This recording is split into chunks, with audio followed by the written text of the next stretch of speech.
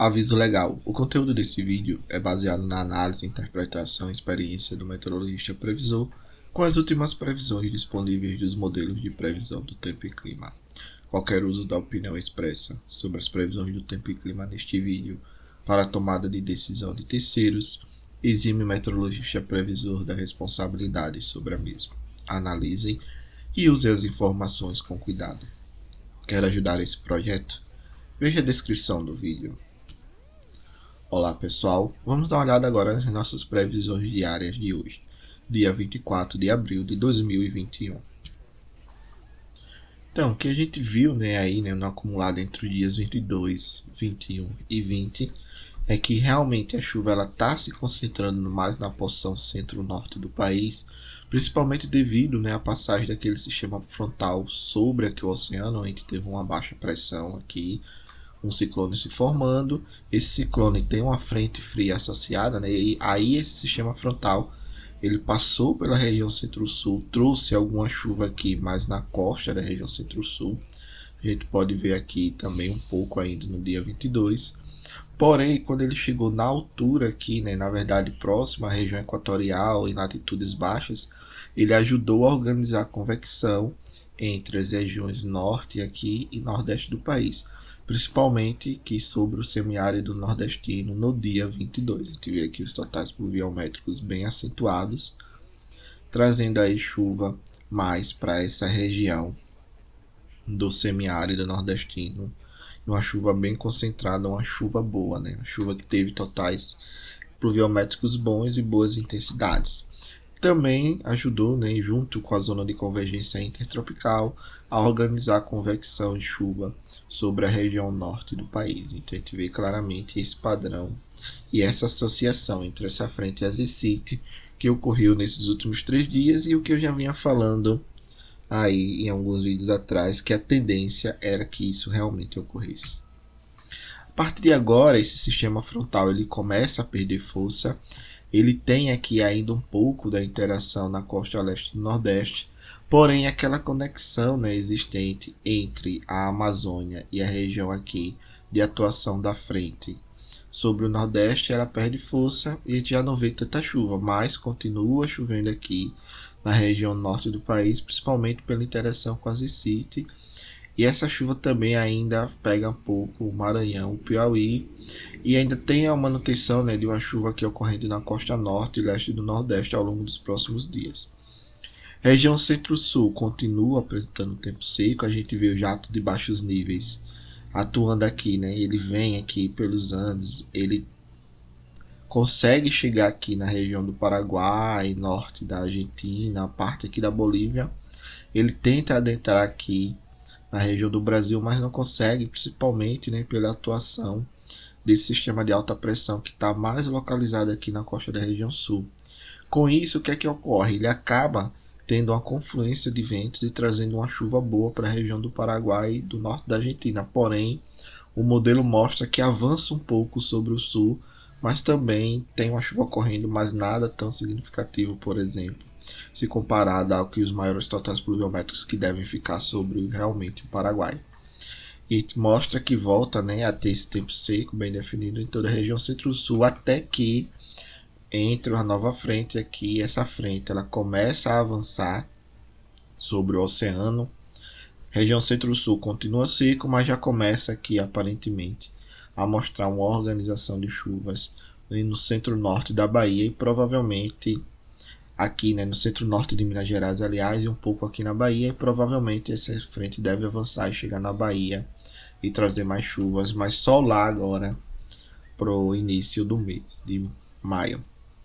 E aqui, olhando o que o modelo Cosmo está mostrando de umidade relativa em médios níveis da atmosfera, a gente vê essa alta pressão atuando aqui, e também essa alta pressão atuando um pouco aqui também, com o seu centro entre a Bahia, Goiás e o Tocantins, e acaba trazendo uma convergência de umidade sobre Minas Gerais. Mas acompanhar para ver o que vai acontecer, mas se esse padrão continuar, provavelmente a gente deve ter uma chuva boa voltando para Minas Gerais, principalmente na região centro-norte e também centro-norte de Goiás.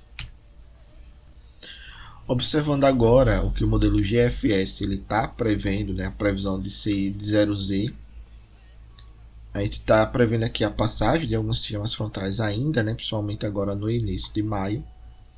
E esses sistemas eles devem ajudar a organizar a convecção. E tem agora esse do dia 26, ele está aqui adentrando o dia 28.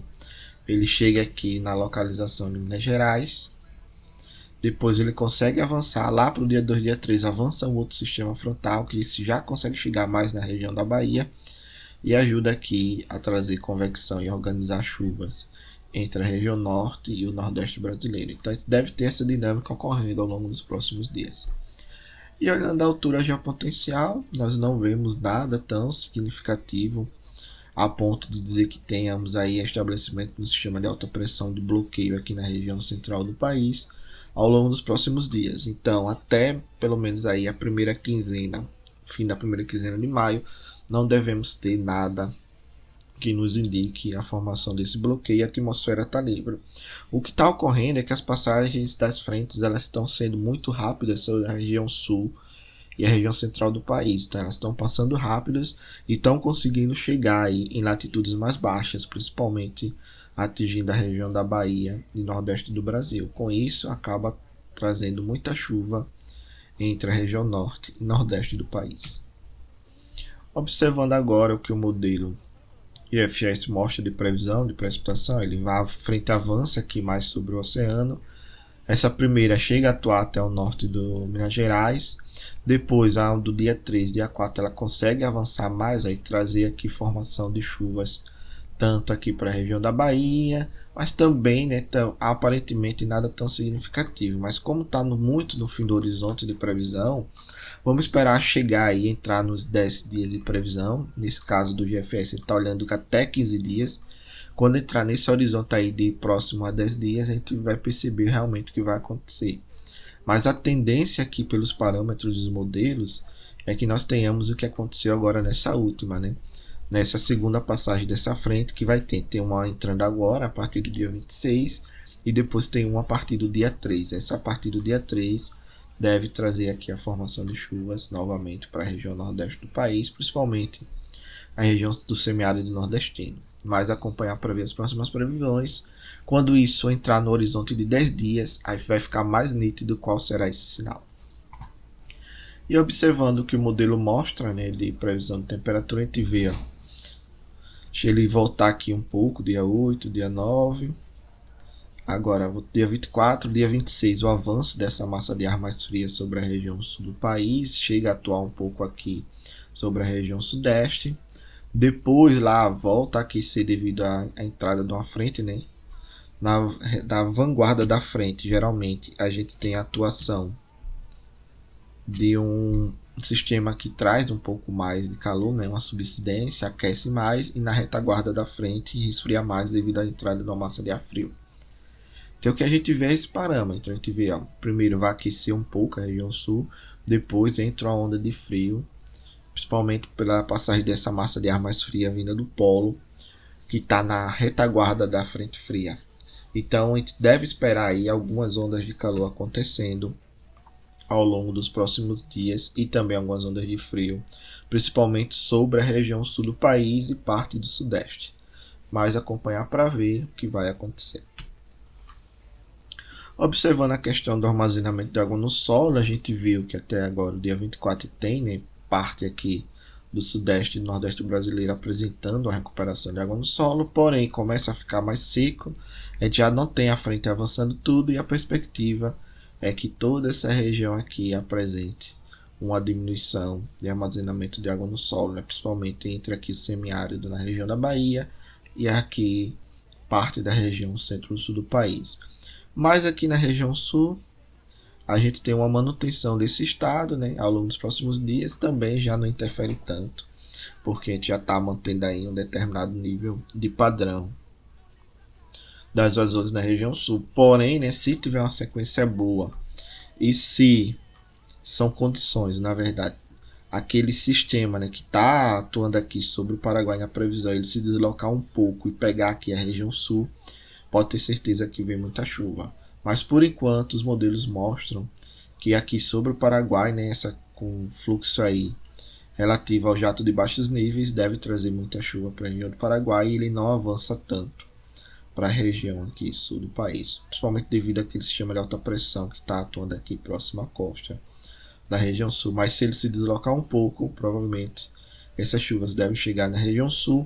No primeiro momento não deve trazer tanta variabilidade nas vazões, porque o solo está bem seco, porém a continuidade dessas chuvas deve trazer aí ao longo de alguns dias uma resposta muito rápida do sul, até porque a cabeceira aqui, principalmente da Bacia do Iguaçu e do Uruguai, que fica nessa região mais ou menos aqui, já está apresentando um solo aí em média, né, da ordem de 60% de umidade nesse solo. E como é rochoso, a gente sabe disso, então provavelmente a saturação desse solo é mais rápido do que um solo arenoso.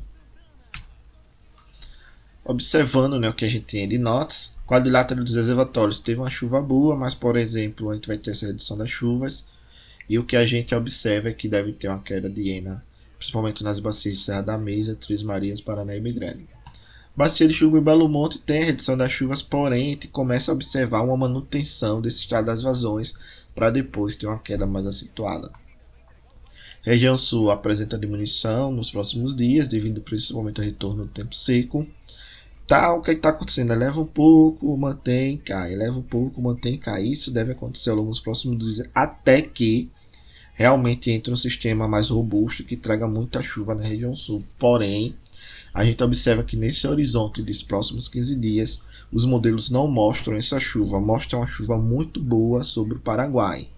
Mas essa chuva ela pode deslocar, né? Vai depender muito da atuação daquele sistema de alta pressão que está mais próximo à costa do sul, acompanhar para ver como esse deslocamento.